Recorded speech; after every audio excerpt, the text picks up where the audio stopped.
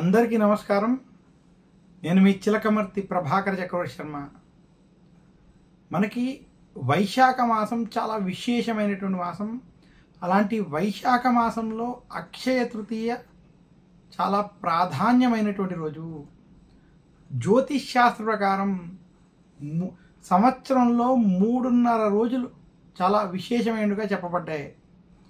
ఈ రోజుల్లో ఎలాంటి ముహూర్తంతో పని లేకుండా ఏ కార్యాన్ని ప్రారంభించినా దిగ్విజయంగా శుభ ఫలితాలని ఇస్తాయని శాస్త్రం.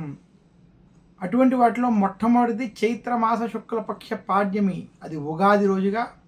రెండోది వైశాఖ మాస శుక్లపక్ష తదియ అక్షయ తృతీయగా. ఇక మూడోది మనకి ఆశ్వయుజ మాస శుక్లపక్ష దశమి విజయదశమిగా.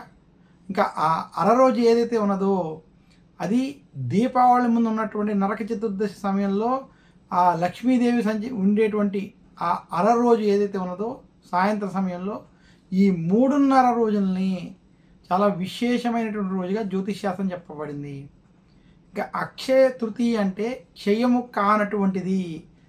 అక్షయం అంటే చాలా విశేషమైనది, గొప్పదని అర్థం. ఇక్కడ మనం అక్షయ తృతీయ రోజు ఏ పని చేసినా అది కొన్ని వేల రెట్ల ఫలితం ఇస్తుంది. అది పాపకార్యమైనా పుణ్యకార్యమైనా. అలాంటి విశేషమైనటువంటి రోజు అక్షయ తృతీయ రోజు. ఇంకా మన పురాణాల ప్రకారం, విశేషించి సనాతన ధర్మం ప్రకారం కృతయుగం ప్రారంభమైనటువంటి రోజు అక్షయ తృతీయ రోజు. అలాగే విశేషంగా ఈరోజు అక్షయ తృతీయ రోజు గంగా నది భూమి మీద అడుగు పెట్టినటువంటి రోజు. అక్షయ తృతీయ రోజు గంగా స్నానం వంటివి ఆచరించడం చాలా పుణ్యదాయకం, విశేషమైనటువంటి పుణ్యఫలం లభిస్తుంది. ఇంకా అక్షయ తృతీయ రోజు మహాభారతం ప్రకారం పాండవులకు సూర్య భగవానుడు దర్శనమిచ్చి అక్షయ పాత్రని వారికి ఇచ్చినటువంటి రోజు ఈ అక్షయ తృతీయ రోజు. అందుకనే ఈరోజు సూర్యారాధన చేయడం, సూర్యుడికి అర్ఘ్యం వంటి వదలడం, అలాగే సూర్యుడికి విశేషంగా ఆదిత్య హృదయం వంటి పారాయణం చేసుకోవడం చాలా విశేషం. ఇంకా అక్షయ తృతీయ రోజు యొక్క విశేషాలలో మరొక విశేషం, మనకి కలియుగంలో ఆదిశంకరాచార్యులు వారు కనకదారా స్తోత్రాన్ని చెప్పినటువంటి రోజు ఈరోజు.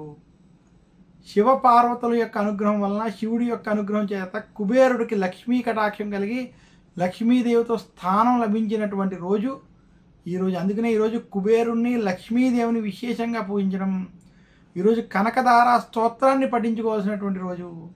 ఈరోజు అక్షయ తృతీయ రోజు ఏ వ్యక్తి అయితే ఈరోజు శుభకార్యాలు, పుణ్యకార్యాలు ఆచరిస్తారో వారికి ఈరోజు చేసేటువంటి కార్యక్రమాల వల్ల విశేషమైనటువంటి పుణ్యఫలం లభిస్తుంది. అక్షయ తృతీయ రోజు ఆచరించవలసినటువంటి విషయాల్లో విద్యార్థులు నూతనంగా ఈరోజు విద్యను ప్రారంభించుకోవడం, గృహస్థాశ్రమంలో ఉన్నటువంటి వారు నూతన గృహానికి సంబంధించినటువంటి కావాల్సిన వస్తువులు వంటివి కొనుక్కోవడం, ఆధ్యాత్మిక సాధకులకు ఈరోజు చాలా విశేషమైనటువంటి రోజు. గృహస్థాశ్రమంలో ఉన్నటువంటి వారు, గృహస్థులు ఈరోజు సత్యనారాయణ స్వామి వ్రతం కావచ్చు, వ్రతాలు, దేవాలయ దర్శనాలు వంటివి చేయడం. ఈరోజు అక్షయ తృతీయ రోజు గనక పుణ్యనది స్నానాలు, జపతప హోమాదులు, వ్రతాలు, ఆలయ దర్శనాలు, విశేషంగా దానాలు వంటివి చేసినట్లయితే అవి 1,000,000 రెట్ల పుణ్యఫలం లభిస్తుందని శాస్త్రాలు తెలియజేస్తున్నాయి. అందులో వైశాఖ మాసం అవడం చేత వేసవితో కూడుకున్నటువంటి ఈ మాసంలో నీటి కుండని, ఛత్రాన్ని, చెప్పులు వంటివి ఈరోజు దానం చేయడం, ఆకలితో ఉన్నటువంటి వారికి అన్నదానం, వస్త్రదానం వంటివి ఈరోజు చేయడం చాలా విశేషం. ఈరోజు చేసేటువంటి దానాలకి మామూలు రోజుల్లో కన్నా ఈరోజు చేసేటువంటి దానికి చాలా విశేషమైన పుణ్యఫలం ఇస్తుందని శాస్త్రాలు తెలియజేస్తున్నాయి. స్నాన, దాన, జప, తప, హోమాదులకి, వ్రతాలు ఆచరించడానికి అత్యంత పవిత్రమైనటువంటి రోజు, విశేషమైనటువంటి రోజు అక్షయ తృతీయ.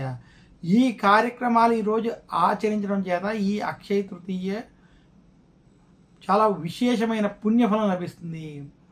ఇదే కాకుండా కనకదారా స్తోత్రం వంటివి ఈరోజు ఏర్పడడం చేత లక్ష్మీదేవికి ముడిపడి, కుబేరుడికి ముడిపడి ఉన్నటువంటి రోజులు కావడం చేత, అందులో ఈసారి ఇది శుక్రవారంతో కలిసి రావడం చాలా విశేషం. ఈరోజు ఎవరైతే ఆదిత్య హృదయం, కనకదారా స్తోత్రం వంటివి చదువుకుని లక్ష్మీదేవిని పూజించడం, లక్ష్మీ అష్టకం వంటివి చదువుకోవడం, లక్ష్మీ వ్రతాలు వంటివి చేసుకోవడం, అలాగే సూర్యుడు భగవాన్ని ఆరాధించుకోవడం, విష్ణు సహస్రనామం వంటివి ఈరోజు పారాయణం చేయడం వల్ల మరింత శుభ ఫలితాలు కలుగుతాయని తెలియజేస్తూ అందరికీ అక్షయ తృతీయ శుభాకాంక్షలు తెలియజేస్తున్నాను. నమస్కారం. మీ చిలకమర్తి ప్రభాకర్ చక్రవర్తి శర్మ.